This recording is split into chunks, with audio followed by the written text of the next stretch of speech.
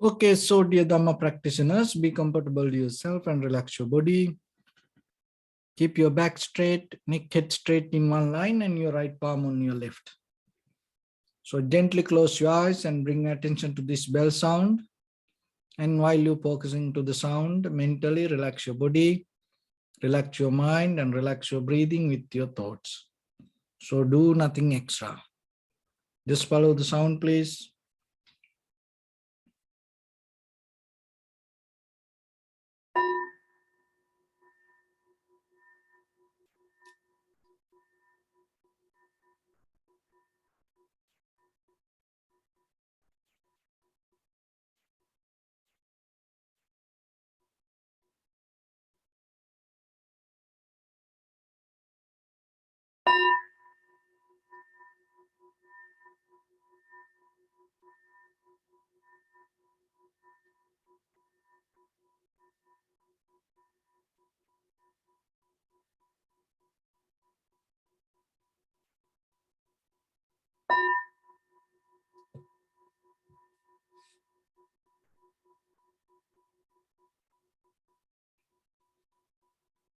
Namo tassa bhagavato arahato samma sambuddhassa. Namo tassa bhagavato arahato samma sambuddhassa. Namo tassa bhagavato arahato samma sambuddhassa. Homage to the Blessed One, the Exalted One, the fully enlightened one. So dear Dhamma practitioners, before we start our practice session, as usual, we'll take few minutes for ourselves to understand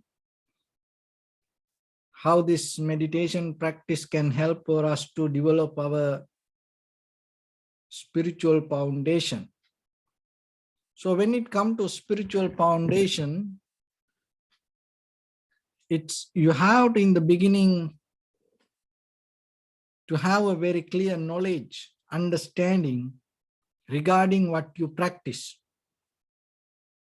And at the same time, you should know that practice, how it can develop how it can bring the clarity to yourself. So that's why you have to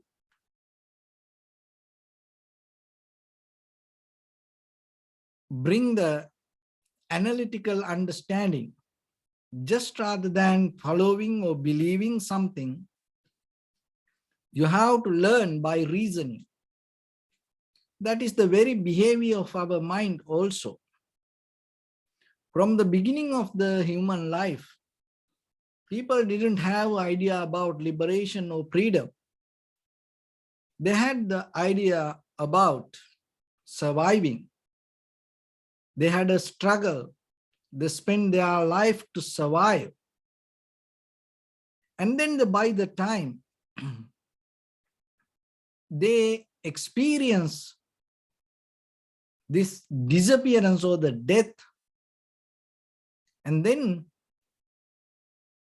they put more effort to look for reason how to get out of the death. That is where all these religions, believing systems start to come. And still there are some people struggling and look for a way to get out of the death. People believing sometimes, someday we can achieve to this immortal life. And regarding the death, they start to look for many, many avenues to expand the longevity. And then when the Buddha came, and when the Buddha himself looked for the liberation or the truth or the enlightenment, and he never had an idea about how to stop the death, and he looked for the reasons why the death comes. And out of all the reasons, the reason for the death is something invisible. The reason for the death is the birth. And then the Buddha start to look into that. Why the birth happened? What is the reason for that? See that reasoning, the behavior of the human mind, and the Buddha, you start to look for the right thing. So that's mean look for the real truth. So then the very reason for the birth is the ignorance. So why the ignorance arises? What is the reason for the ignorance? Because of the desire, attachment. And why the attachment come? Because of we believe there is something. We believe there is something, and then we get attached to that. And then out of that attachment, what happened? We develop a certain kind of mental image related to the self-centered mind. And then even this physical disappear, that the mental image not going to disappear. With that memory we call as sanskara, or the mental formations. So then out of the formations, this life keep happening. And it happened for our so long time period. And now to get out of it is not easy. Then that's why we need some kind of discipline, mental practice, which we call meditation. So when it comes to meditation, the very purpose of meditation, purification of our mind. So when you purify your mind, what will happen? You are capable to see things as it is, understand things as it is, rather than using your mental formations or the sanskara. Once you're capable to recognize things as it is, and that is where you can understand how things come to be as they are. So that wisdom or that knowledge will help you to understand there is no such a thing permanently exist as we believe. Otherwise, we always hold it to the mind. So as example, right now, right here, that you're sitting, and then just think about something that somewhere exists. Person or thing. And it's kind of like that the mental image come to you, and kind of like there is something exist. And when that mental image happened to you, what happened? You forget, you detach, you disconnect from the very reality happening within yourself. Because in your head, there is no kind of like a image. There is a whole nerve system, and this whole the brain and wiring, firing, and bringing this projection. So then if you look very carefully yourself, what happens? You recognize that what is happening within you. But most of time in day-to-day life, we always caught up with the mental image. And then we can't see what is happening within us. So the meditation is a method bringing you back to the very moment. The very moment means bringing your mind to your body. So for that, we use our inhalation, exhalation as a primary mental object. Or you can use as the sensation or the bodily postures, or even the thoughts or phenomena. So somehow that whatever the primary mental object you use, you should not encourage or you should not empower that mental image that keep happening in you. So somehow you have to get out of it. So then while you practice meditation, always remember, when you focus to the sensation, don't try to bring up a mental image to that. Make your mind free from all the mental images. And whatever come to your mind, and always remember, look into yourself and see in this very moment, as a person, that what is happening in you. Because once you become very clear with that, that mental image going to become weaker. That weakness is very necessary. And otherwise that, because what is happening really, sometimes we don't see. And even the knowledge not enough for us to get into the reality. That's why especially we have to practice a method to touch that reality. So when it comes to the mind and this reality, and I'll give example, it's like as ordinary people, we know what is right and what is wrong. And at the same time, we know in life what we should do and what we should not do. We know. But if you look very carefully, even though we know what is right, so just imagine we know what is right, then how the wrong things happening within us? Because you know what is right, then from where? That what is the reason that wrong happening? Why we do wrong things? Because you know what is right. And you know what is good. Then how something bad can happen from us? If you really know that what is good, the bad cannot happen.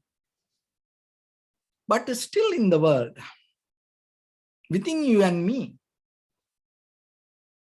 what is the reason? From where it happened? What is the reason it can happen? So what happened to the knowledge that already you have regarding the right when the wrong things come to you? So then if it is disappear, neglect, or go away, if you can't reach to that, if it is become neutral, if it is kind of like a shutdown, how you can bring a statement to tell, oh, I know what is right? Because if you know what is right, 24/7 till you die, it should happen with you. So think about it. And other thing is, when the wrong things happening, from where it come? Because no one invite for that, no one encourage for that. But still, what is the power? The wrong things can come as action.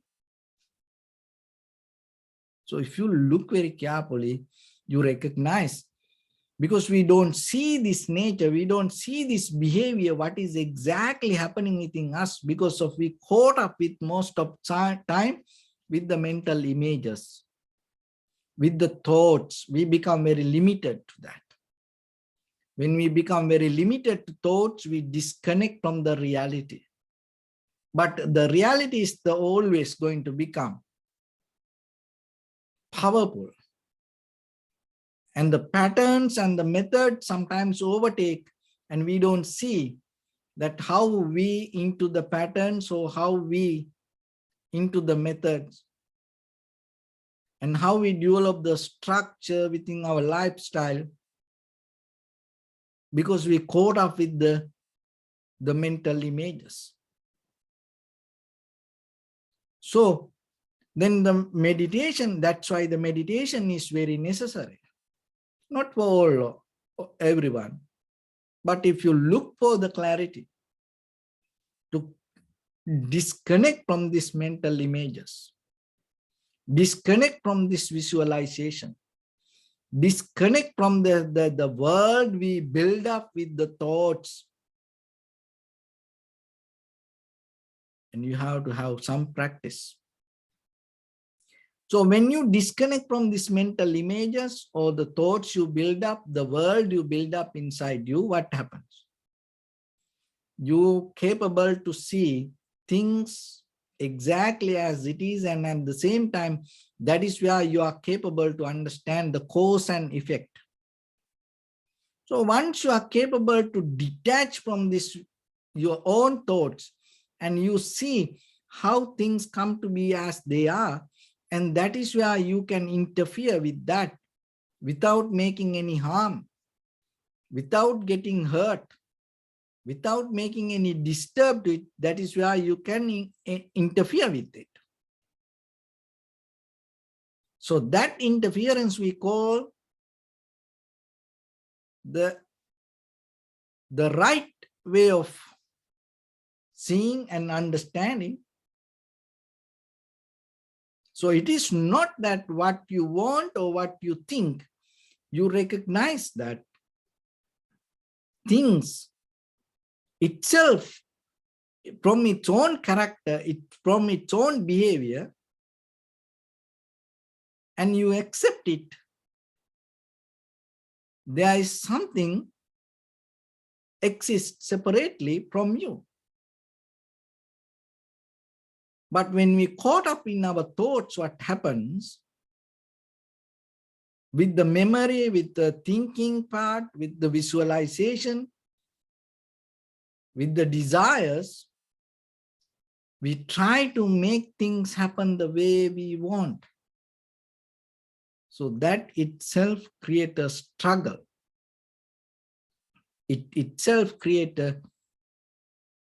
the difficult lifestyle around us, and not only for us, and it makes other people also difficult. So then remember, you are a result of cause and effect, and at the same time everything also result of cause and effect. Rather than seeing the thoughts, rather than seeing the world through what you think, and detach that and try to see things as it is. So observing inhalation, exhalation, bringing ability for yourself to try to get into that kind of mental quality. So then what you need to do, without interfering, without visualization, without making any command, so just observe the simply inhalation, exhalation as it is. And try to see its own character, its own behavior. When you observe that, in the beginning, recognize inhalation, exhalation separately.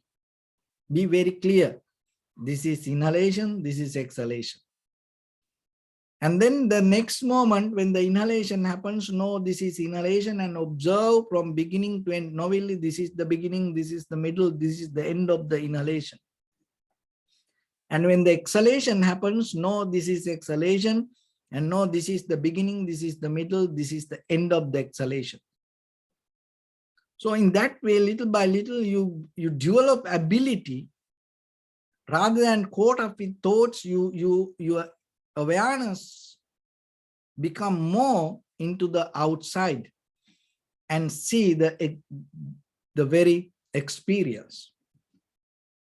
And the very next level, while you're observing that some inhalation become longer, some inhalation become shorter, heavy, soft, warm, cold. So like that, each and every inhalation, exhalation has a different character.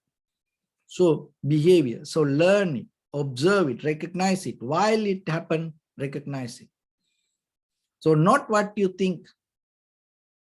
Now you completely into the experience. And then what happens, so by the time, when the inhalation happens and at the same time, your entire body responds to that. And your entire body harness with your inhalation. And as a result of that the body calm down. When the exhalation happens, your entire body responds to that, your body calm down. So calming down, the body inhalation happens, calming down, the body exhalation happens. And then not only the body, when the body calm down, what happened as a result of that, the mind calm down. So the calming down the mind, inhalation happens, calming down the mind, exhalation happens. So when the body and mind calm down as a result of inhalation, exhalation, what happened again? Calming down the inhalation, inhalation happens, calming down the exhalation, exhalation happens. So within the inhalation, exhalation, body, mind, breathing itself calm down. So that will help you to settle down and tranquilize moment by moment. So observe and recognize it. So when in a certain level, your body, mind, breathing calm down to a certain level, and body, mind, breathing start to work as one. So from that point, you're capable to see how the thought arises. And the thought arise and disappear, thought arise and disappear. So now you see entire process within the inhalation, exhalation. And because in the beginning that your body and the mind, the breathing became as one. So now when the thought arises, and you know it arises itself. And by the time it changed, disappear. And so the very next level, you see that the very roots of the thoughts, it is not just the surface level of thought. There is a reason behind it. And the depth of the thought, that's mental formation, roots, the seeing, that still the inhalation, exhalation happens, but now you're capable to see the roots. And as a result of that, you feel more joy and the pleasure and the happiness arise, but still you don't go that way. You still keep observe the inhalation, exhalation. So then by the time what will happen, again, the mind, the thoughts become more sharp and clear with the roots, mental formation or the history and the emotions. And then you know it happens, it is not just, it is not you, it is the very entire, the process keep happening inside you. So that is where you're not going to accept the thoughts as you. So by the time it happened deeply, again, your body and the mind and the breathing and settle down, and the calmness, the joy, the pleasure, this everything come together. And anymore, sometimes you don't feel this physical body. You don't feel anymore this physical world. You don't hear anymore the outside sound, because that joy, the pleasure, the bliss is so strong. But still, you are capable to handle it rather than go with it. So then by the time you come to the tranquility state, that joy, the pleasure, the bliss slowly settle down. Your awareness is going to become more sharp and clear, and thoughts anymore not going to disturb. These outside things anymore not going to bring the cravingness. So that is where you slowly come to settle down with the tranquility state. In that tranquility state, 5 aggregates settle down and become weak, and your awareness become more sharp and clear. So with that, let's get into practice a little bit now. So your right palm on your left, neck head straight in one line, and be comfortable with your posture. So bring attention to your body and scan head to toes yourself and say Sopatveva, oh, may I be well and happy. 3 times.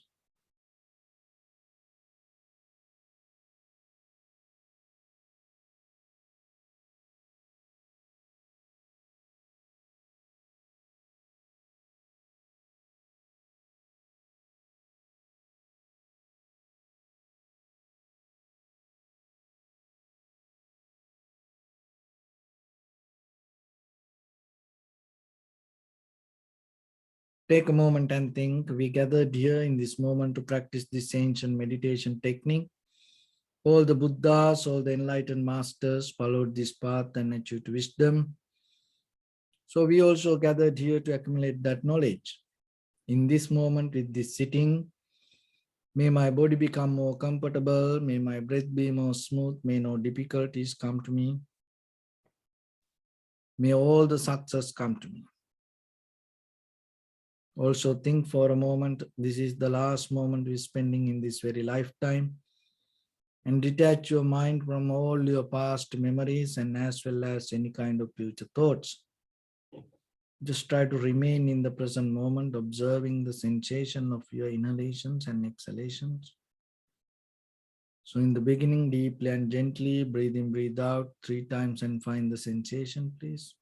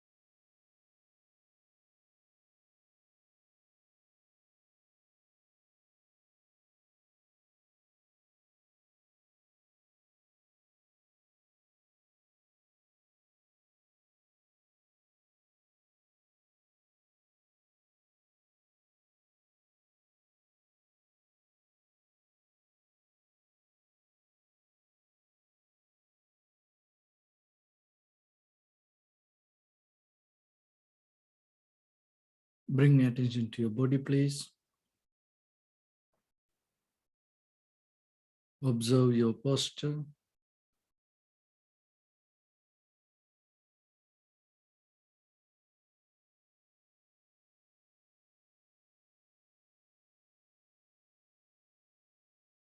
We cultivate loving kindness and compassion in our heart and radiate it as a light through entire your compound, village, city, state, country, world,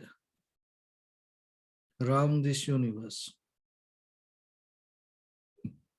Also as far as you can through galaxies, other planets, stars. Reminding yourself like this. With clear intention, mentally repeat after me.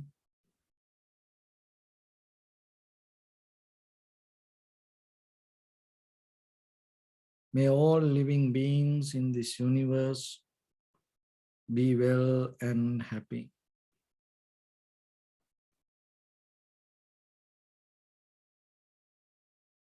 May everyone be happy and safe.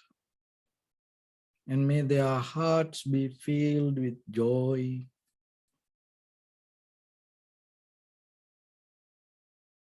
May all living beings live in security and in peace. Beings who are frail or strong, tall or short, big or small, visible or not visible, near or far away.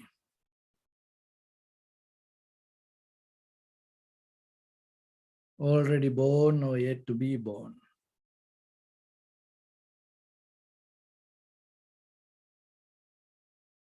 May all of them dwell in perfect tranquility.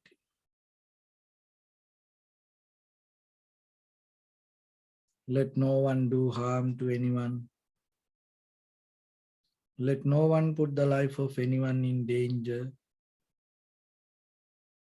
Let no one out of anger or ill will wish anyone any harm.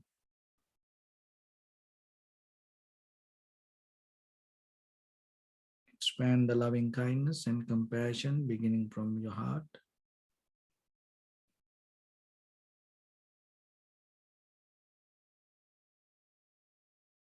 Visualize yourself and send it as a light forward.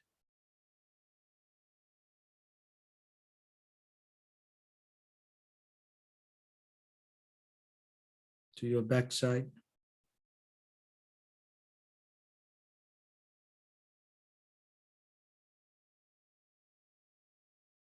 To your left side.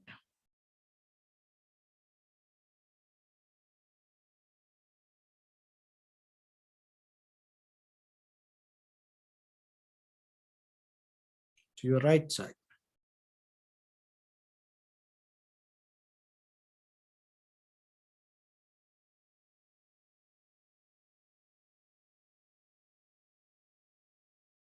Downward.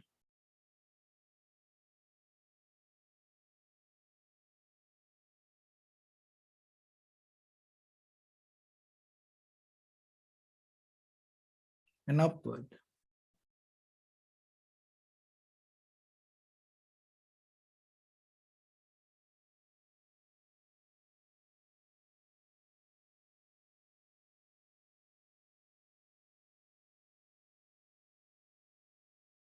To all six directions at once, like the moon, the sun, spread the light, spread the energy, without any condition, without any limitation, without any resistance or without any judgment. Let your heart to shine with the loving kindness and compassion from the bottom of it with the maximum effort to the highest. Wishing yourself, may all living beings in this universe be well and happy.